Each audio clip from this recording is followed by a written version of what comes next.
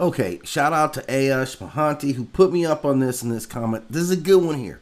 This is a really good one here. Two characters I like, man. Bellona and of course that's going to be Mars. Now these are two deities that come from Roman belief systems, right? In that aspect, and she is a goddess of war associated with battle frenzy, bloodlust, and embodies the violent, destructive aspects of war.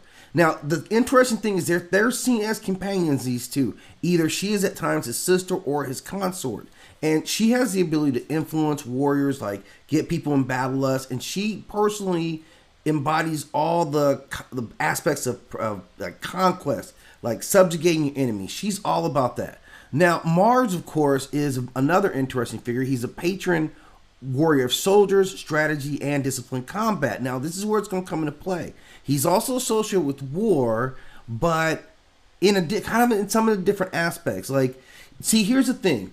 He's associated with Ares. So when I first thought about this, when I first read it, I thought Ares and Athena, right? And I thought, well, Athena got Ares because she's more disciplined. But this is the problem. He isn't disciplined like, and he isn't depicted in the same way that Ares is. He is depicted as being more disciplined and more of like, more of like a an honorable type of guy, like his manifestation. So like right there, when I look at the two and I start, looking at things like power, like I think their power levels are pretty close to the same, especially if they're siblings.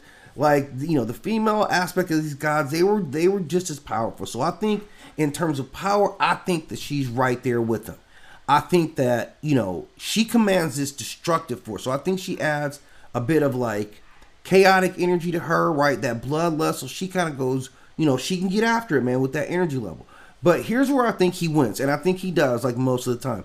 Because Mars actually represents a full spectrum of war and combat. He has more strategy and discipline. The same flip side that I thought, I'm seeing with Athena and Ares, I think we got that same strategy here where he's got, the strength levels are about the same, but because he's more strategic, because he's more disciplined, I think that's where he gets right. I don't necessarily say that he's stronger or more powerful, and and given her, like again, she can take on bloodlust and frenzy, which is pretty, I'm just thinking most of the time I go with the warrior because I think he's got a balance.